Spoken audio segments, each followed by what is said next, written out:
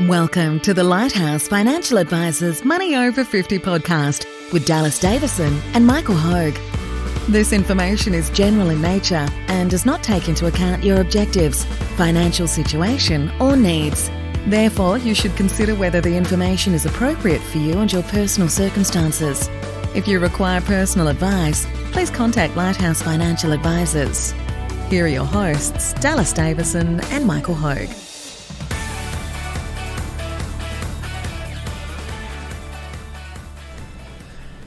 So today we're going to talk about a question that we hear a lot from people when planning for their retirement, which is, how much will I spend in retirement? Michael, you could ask this a fair bit. Yeah, look, it's really one of the first building blocks or the first things to work out in coming up with someone's financial plan to aim for their retirement is how much they will spend in retirement. We often talk about it's different for everyone, and it truly is. It all depends on what people. I mean, there's certain expenses that are common, Yep. but you find that quite a few of the variable expenses are vastly different for people depending on what type of lifestyle they are happy living. Yeah, and that's, I guess, it's the same with people's expenditure when they're working. Is that some people can't imagine living on less than $100,000 a year, and some people can't imagine how they could possibly spend more than $40,000 or $50,000 a year. But this is, I guess, why this is such an important topic is we've spoken about this, and one of the main problems that we see with people's retirement plans or with their ability to meet their retirement needs is that people sometimes have an inaccurate view of how much they will be spending in retirement or what their income needs are. And so this is, I guess, an important thing to get right, is that you're probably not going to know exactly to the dollar how much you're going to spend, but we need to be in the ballpark there of being realistic about what is an achievable amount that you are going to be able to live on in retirement. So what we just wanted to quickly go through is three main options to look at here when we need to make an estimate. So generally we ask this question of people of how much money will you need to live on in retirement, and the first thing they do is turn that around and ask us and say, well, what do other people spend? And so that's sort of the one of the more common ways that we see people planning for their retirement income needs is, well, what do other people spend? I'll probably spend about the same.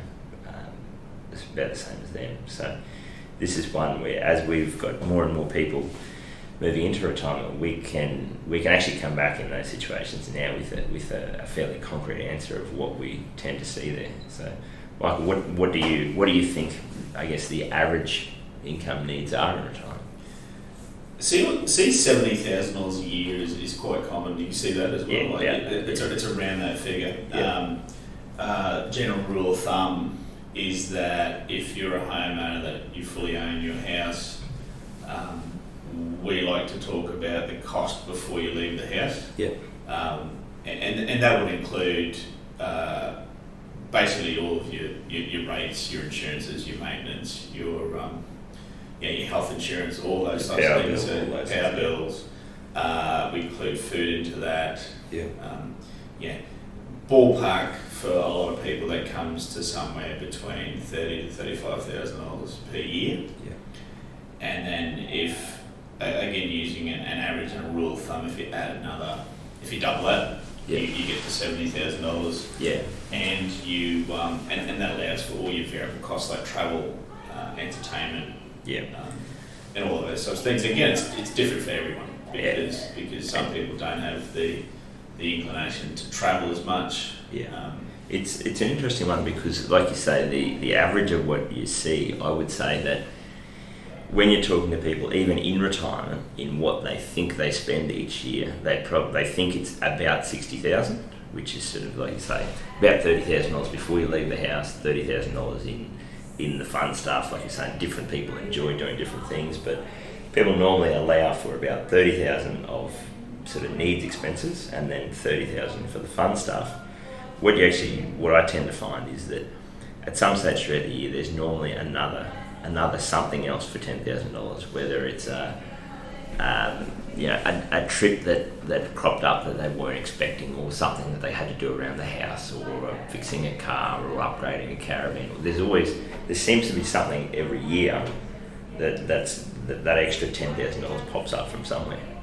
I talk about it sometimes with my clients, and I talk about a variance and taking whatever their budget is and adding 10% or adding 15% to that for things that break.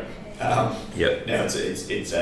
it doesn't just have to be for things to break, but to your point, it's true. It's just something different every year. So it's a home maintenance item. Yeah. It's a car maintenance item. It's a body maintenance item. Yeah. And that's, you need some work done on your teeth, or there's some sort of health problem that you didn't envisage and you have out of pockets.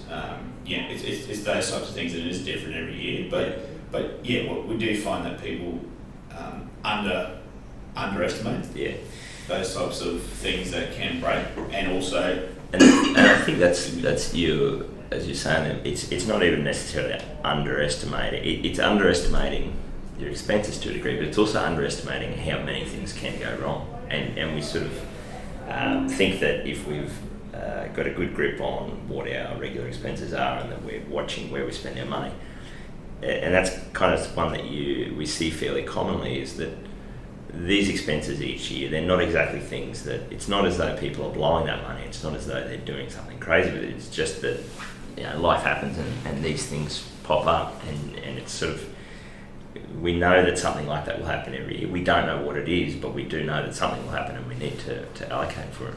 That's right, yeah. It is something different every year. I don't mind the average approach. Yeah. It's really a top-down approach, isn't it? Like, you look at it and you say, okay, well, $70,000 would generally give me a comfortable lifestyle. Yeah. And that's never tax. I mean, assuming if your plans are done correctly, you don't pay any tax once you're retired.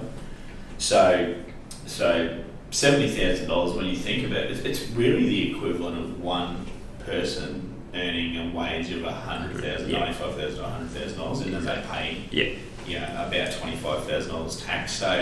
So it's a reasonable amount of money to be able to live off. And the top-down approach is that, okay, if this is what the average is, and it's $70,000 per year, then I'll just fit all my expenses underneath that, and people can tend to do that. Yeah. Just the same way as people are getting promoted and getting pay rises, their expenses naturally expand to soak up that extra income that they receive every fortnight. If you work the other way around and just say, okay, it's $70,000 as an average, and make everything fit under that, then you can live still a comfortable lifestyle, a very comfortable lifestyle. Yeah, and that's what you're saying, that top-down approach is an interesting way that we break that down, that income, the actual drawing, the income that you draw in retirement. One of the things that I know that you've done with clients is sort of go, okay, well, we expect that you're going to spend $70,000 throughout the year, even though you've estimated 60.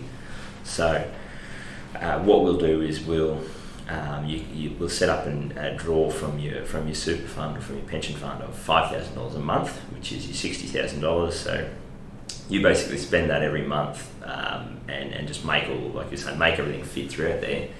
And in the back of our mind, we've got that $10,000 up our sleeve, that if you kind of get stuck and like we're saying, one of these things goes wrong, which it does every year, we've already allocated that $10,000 in it, and it's sort of, you can kind of think of it as sitting in savings there, and sitting in reserve is that you kind of have your $5,000 a month that you spend, and then once throughout the year, if you need that $10,000, it's there and it's available to be drawn on. It's a great point. I mean, if you could come up with that same or similar arrangement with your employer, it would generally be a great budgeting tool for people, in that, if their employer paid them 80% of their salary throughout the year, and then kept 20% in reserve, and they could draw the employer once a year and draw a big lump sum. It's a forced budgeting technique. So it'd be a pain if you were the employer, but it'd be good for the budgeting of the person working there. So that's like we're saying, that basing your income needs on an average of other people. Like we said, that's sort of that $70,000 a year is what we tend to see from most people coming in. The next way that you can estimate your expenses there would be to actually do a budget as though you're retired now. So obviously you can't wait until you're retired to do this, because if you're short of where you need to be, it's kind of too late. But what we've done before is, okay, well, in 5 years' time you plan to retire and you think that you're going to live this type of lifestyle. What will your expenses be at that point in time? This is a really useful one if your lifestyle is going to change dramatically. If you're going to be doing something completely different, like I know you've done this before with clients who were buying an RV and taking it around America, something like that. Yep.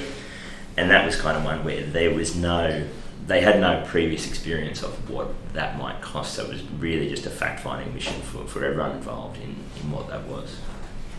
Yeah, look, it's I guess the overriding assumption is that any budget that you do is an educated guess at best, but it's so far superior for not having one. That because it does give you. I mean, budgets are obsolete almost the second that they're completed. It does give you a really good accurate. It gives you the best known plan that you can have. So the budget as if retired is a really useful. I mean, I find it a really useful exercise to go through with my clients, and most of them give me feedback that they find it very useful. It's a funny one, because I mean you'll see a couple now and they'll say we're both on $100,000 of income, which is $200,000, but then you strip out $50,000 for income tax between them, so they're back to $150,000. They may still be paying off a mortgage, so there's another $30,000. They have kids at school, and making super contributions, all those types of things. So you start. They're running two vehicles because they're both, both working. You start to strip all those things back and say, okay, what if you didn't have the income tax bill? What if you didn't have the mortgage bill, because your mortgage will be paid out by the time you retire? We're not making super contributions. We're not saving any money because we're just taking what we need. You start to strip all of those things back, and that's where you get the budget as if you're retired. And right now. It's funny you say that, because that's actually probably the third way that I'd say we can make that estimate, and it's actually my preferred way. We differ on this a bit. I very rarely do a budget with people as if they are retired, because, as we joke, I just got sick of being lied to about this. People would often sit there and tell me that they were going to spend an amount of money that I knew just wasn't realistic or wasn't reasonable. What's that game show? There's a game show. I've got a flashback of some sort of game show where you have to estimate what the cost of an item is. And you've got to try and get it as low as possible. In some respects, that's what it is. And it's sort of one of the incentive of a lot of the time when you're talking to people about what they think they're going to spend in retirement. You're talking to people who have just finished, we're doing an appointment with them in an afternoon where they just had a tough day at work and they want to retire as soon as possible, whether it's feasible or not. And so you have people saying that they're going to spend an amount that I think is probably about 2/3 of what their real expenses are, just because they want that to be true. They're not necessarily, I joke about it, sick of being lied to. They're not lying and they're not trying to trick anyone, but they are sort of tricking themselves a bit because they want that figure to be true, because that means they can retire earlier. People, it's human nature. We're very good at convincing ourselves that something's true if we want that to be the case. So that's kind of where I, instead of sitting down and doing that budget and saying, well, what do you, like you're saying, what do you think these things will cost, and what do you think you're going to spend in retirement, I tend to work the other way, which is what you were just explaining there, Michael, which is what are you currently taking home in net income, and what do you have left at the end of every year? So if you're, as a couple, taking home, like you say in that example, your gross income's $200,000, you're paying $50,000 in income tax, and you've got net income of $150,000, and you don't have any mortgage repayments, you're not making any super contributions, and so you've got $150,000, and at the end of the year you have no money saved, and you turn around and tell me that you're going to spend $60,000, $70,000 a year in retirement. you're more than likely kidding yourself there, because you're currently spending $150,000. So unless you are going to cut your lifestyle by more than half, it's not realistic. It's not reasonable. So yeah, it's one of those ones that you comment on a lot, and you do actually see that. And in some respects, people leading up to their retirement, if they're not on large incomes, in some respects, as crazy as it sounds, they're more advantaged than people that have been promoted to larger incomes, because most people that have been promoted to larger incomes, expenses creep in to their budget, and as they get pay rises, their expenses naturally expand to consume that pay rise. So for those people, it is an unwinding sometimes of what they currently spend to what they need to get accustomed to spending once they've retired. Exactly right. And that's, I think, the big thing with this is that, like you're saying, is that I think sometimes when you're talking to people about what they're going to spend in retirement, it's almost treated as like the game show or like a test of how low can you get this. And this is one of the points of this discussion today, is there is no right answer there. There's not an amount that we're saying you have to spend 70 or that you should spend 70 or 100 or 50 or whatever it is. It's really about saying, let's be realistic about what are we currently spending right now, and what does our current lifestyle look like, and what does retirement mean to us? What does our lifestyle, what do we want that to look like in retirement? And based on that, what do we think our expenses are going to be realistically? And then working backwards and going, okay, if we are going to live that lifestyle or spend that much in retirement, how much do we need to have saved, and how long is it likely that we'll need to keep working for to make that happen? And that's one that we see a lot, is that this is a sort of a work in progress, is that we will often, 10 years out from retirement, people might say we want to spend $70,000 a year, and then 5 years down the road, they're just sick of working and they kind of go, we're happy to spend $60,000 a year or $50,000 a year, as long as it means that we can stop working much sooner. Or alternatively, they might be spending $100,000 a year now, and when we have that conversation around where are you going to cut your expenses by $30,000, if they don't want to do that, it's not our role to say that you have to do that and you should only be spending that amount. It's just saying your retirement savings needs to be able to support that income draw. It's a great point, and trade-offs. You're referring to trade-offs there, so you make trade-offs. I want to retire earlier than I thought I did. The trade-off is that I'll shave $10,000 a year in That's right. expenses. So it becomes what's more important to you at that point in time. Is it spending $10,000 extra, or is it retiring a few years earlier? So that's right. Excellent points. Wrapping up, Dallas. Well, I think that's probably a great place to finish, is that it is about those trade-offs. The worst case situation there is that if we have people kidding themselves as to what we think that is, whatever that figure is that you think you will spend in retirement, it's easy to work backwards from that. That allows us to work out, okay, how much do we need to be putting away? How long do you need to be working for? What you don't want to do is get that drastically wrong in either direction. It doesn't happen as often, but you sometimes have people saying, well, we're going to spend substantially more in retirement than what we are now, and that may not be the case either. So it's really about being realistic about how much is it that we actually want to spend to live the retirement lifestyle we want, and what do we need to do to be able to fund that and make that happen. We have another podcast called The Top 5 Reasons That Retirement Plans Get Derailed, and we go into more detail in that podcast, so be sure to listen to that one as well. Thanks for listening, everyone. Thank you for listening to the Money Over 50 podcast with Lighthouse Financial Advisors. We look forward to catching up again soon.